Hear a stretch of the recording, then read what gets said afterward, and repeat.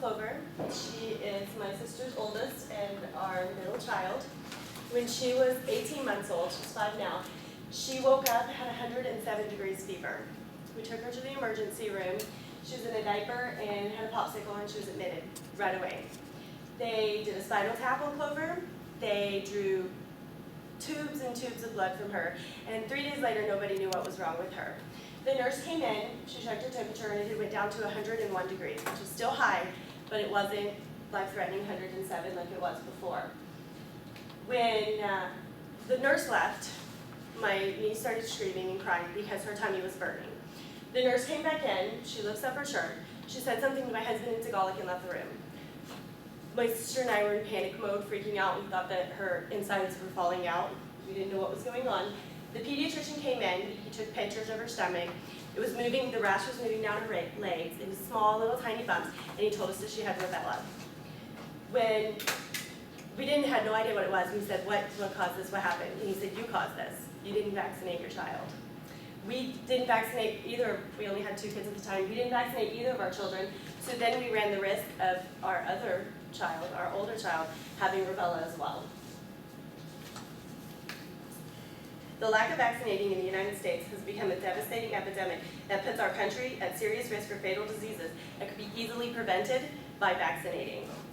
Fox News posted an article January 23rd of 2014 that said, according to a new study from the Kaiser Permanente Colorado Institute for Health Research, 49% of children between the ages of 2 and 24 do not receive all the recommended vaccines, or they do not get vaccinated at all.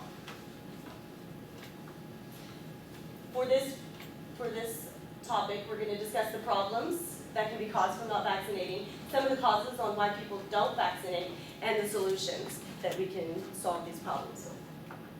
There's problems that can result from not vaccinating. These are not simple problems. They can be disastrous, life-changing, and fatal problems that not only affect the non-vaccinated person, but they can affect the innocent people that are around them. We have a returning epidemic coming to our country. This epidemic is coming due to the lack of vaccinations. According to the Washington Post, which was written May 29th of 2014, the ongoing measles outbreak in the U.S. has reached a record for any year since the disease was eliminated in this country 14 years ago, with 288 cases of potentially deadly infection reported in 18 states. The article goes on to talk about most of these cases of the 288 are Ohio and Amish, whom we know, due to their religious beliefs and lack of medical, they don't vaccinate. This picture right here, this is of a young boy. I think he's 14 years old, and this is not a severe case of the measles. They can cover completely and turn a child's body red, as well as you can get blackness around the rash from the measles. This comes from the Center of Disease Control website. This is just some of the diseases that can be prevented from vaccinating. This is a very limited number of vaccines that we have. I just pulled some up that I knew that we would know about in the classroom. For example, chickenpox, mumps, hepatitis, and HPV. Not vaccinating can result in serious and sometimes fatal health complications. When I was young, none of my siblings and my twin and I are the second middle children, I guess we could call us, and none of us had vaccines as young children. My oldest brother, my middle brother, older than me, sorry, he got German measles when he was a young boy, and he went to the hospital. He didn't have the complications that he had were so serious because he got pneumonia from his measles. When he left the hospital, and for years after that, he got respiratory infections and a lung infection from having the pneumonia when he had measles. Now that we've discussed the severe problems that can result from not vaccinating, we will discuss some of the causes on why people are not vaccinating. One of the big causes is the celebrity bandwagon. We all know that celebrities bandwagon on certain topics, especially celebrities that might not be as famous as they want to be at times, and then change their minds and they flip-flop back and forth on these topics. This is Jenny McCartney. I'm sure most of us know who she is. Now that she's becoming a TV personality and more known for being a mother and a little more responsible, she wrote it herself. She wrote an article in the Chicago Times, and it was posted April April 2014, she said, "I am not anti-vaccines. For years, I have repeatedly stated that I am in fact pro-vaccine, and for years, I have been wrongly branded as anti-vaccines." Go back to April 2009 when she did an interview with Time Magazine, on top of all of these protests that she's done on vaccines, where she states, the interviewer in April 2009, he tells her mercury has been removed from most vaccines, and this is what people have believed to be linked to the autism. And she says the viruses in the vaccines themselves can be causing autism too. Jenny McCartney blamed her son's autism on vaccines, and she was vocal about it. But now that she's off the bandwagon, she's saying that she's in fact pro-vaccines. There's also the myths. People don't vaccinate because of the myths of what they think will happen with vaccines. One of the major myths is the belief that vaccines cause autism. According to the Mayo Clinic, which was last updated in March of 2013, despite much controversy on the topic, researchers haven't found a connection between autism and childhood vaccines.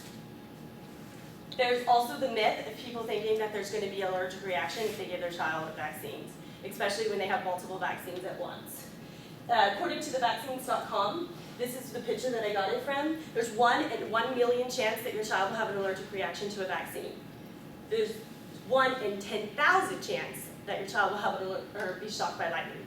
So the common sense route of this would be, we vaccinate our children, we keep them inside when it's raining. We also have the misguided perception that there's no need for these vaccines anymore. According to the Center of Disease Control, which was last updated in March of 2012, even though most toddlers have received all recommended vaccines by age 2, many under-immunized children remain, meaning that the potential for outbreaks and diseases. We go back to the Amish. We have the potential for outbreaks and for the measles because the Amish aren't vaccinated. Solutions. Now that we have discussed some of the causes for people not vaccinating, we will discuss the much-needed solutions to encourage people to vaccinate. The first solution would end the Voodoo bandwagon of celebrities. According to Dr. Oz's blog, he's the bandwagon we should be on, of April 2014, not only do vaccines help the body build up resistance to potentially fatal infectious disease, they also make a person less likely to pass one of these diseases on to someone else. This means even missing one shot could not only endanger a person's life, but the lives of others around them.